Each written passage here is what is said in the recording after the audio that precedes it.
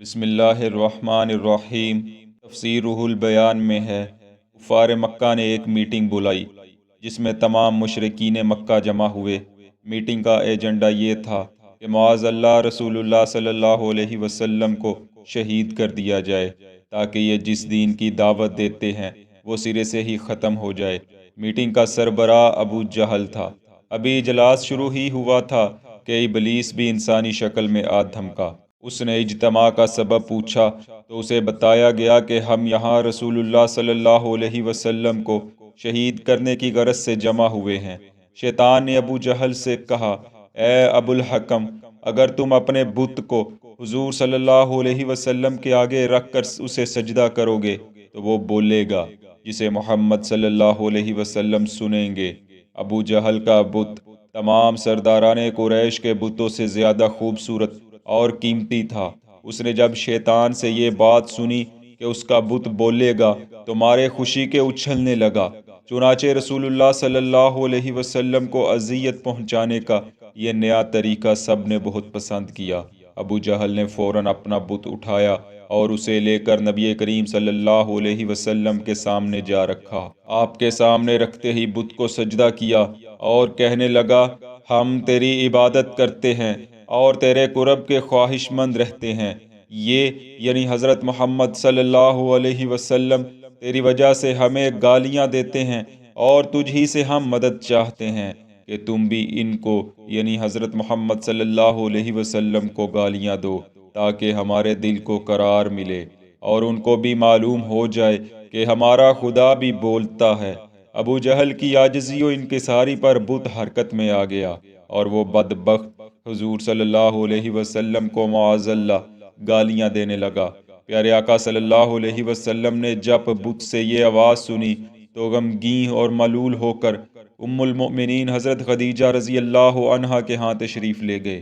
ابو جہل کی خوشی کا ٹھکانہ نہ رہا۔ اس نے دل میں ٹھان لیا کہ اب جب بھی حضور صلی اللہ علیہ وسلم باہر نکلیں گے میں ان کے سامنے یہی کام کروں گا۔ حضور صلی اللہ علیہ وسلم کو گھر میں داخل ہوئے ابھی چند لمحے ہی گزرے تھے کہ دروازے پر دستک ہوئی۔ آپ باہر تشریف لائے تو دیکھا کہ ایک نوجوان کھڑا ہے جس کے ہاتھ میں تلوار ہے۔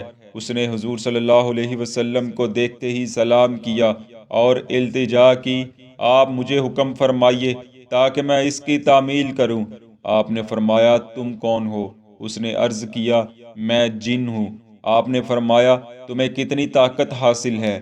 عرض کیا، میں اکیلا 2 پہاڑ یعنی جبل ہرا و ابو قبیس کو اٹھا کر دریا میں ڈال سکتا ہوں۔ فرمایا، تم ابھی کہاں سے آئے ہو؟ عرض کی، میں اس وقت 7ویں جزیرے میں تھا کہ میرے پاس جبرائیل علیہ السلام تشریف لائے اور مجھے حکم دیا، فلاں شیطان نے ابو جہل کے بت میں داخل ہو کر اللہ کے نبی صلی اللہ علیہ وسلم کی توہین کی ہے، تم فوراً اسے تلاش کرو اور اس کا سر قلم کر دو۔ میں حکم پاتے ہی وہاں سے نکلا تو اسے زمین کے چوتھے طبقے میں جاتے ہوئے بھاگتا پایا۔ میں نے اسے دیکھتے ہی قتل کر دیا ہے۔ پیارے آقا صلی اللہ علیہ وسلم نے اس کی روداد سنی اور فرمایا، تم جا سکتے ہو، مجھے تمہاری مدد کی ضرورت نہیں ہے، مجھے میرا اللہ کافی ہے۔ پھر عرض کرنے لگا، میری استدعا ہے کہ آپ اسی مقام پر دوبارہ تشریف لے جائیں اور کافر بھی آپ کے سامنے اپنے بت لا کر رکھیں گے۔ چنانچہ رسول اللہ صلی اللہ علیہ وسلم کچھ توقف کے بعد حضرت صدیق اکبر رضی اللہ عنہ کے ہمراہ اسی مقام پر دوبارہ تشریف لے گئے۔ ابو جہل نے آپ کو دیکھا تو دوبارہ اپنا بت لے آیا اور سامنے رکھ کر وہی عمل کیا جو پہلے کیا تھا۔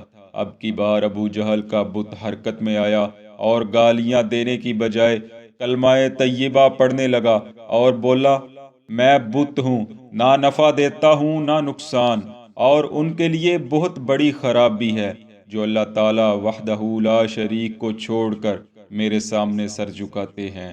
یہ آواز ابو جہل سمیت تمام کفار نے سنی۔ ابو جہل غصے میں آ گیا اور فوراً آگے بڑھ کر بت کو اٹھا کر زمین پر پٹخ دیا جس سے بت پاش پاش ہو گیا اور کہنے لگا، محمد صلی اللہ علیہ وسلم نے دوسرے بتوں کی طرح تیرے اوپر بھی جادو کر دیا ہے۔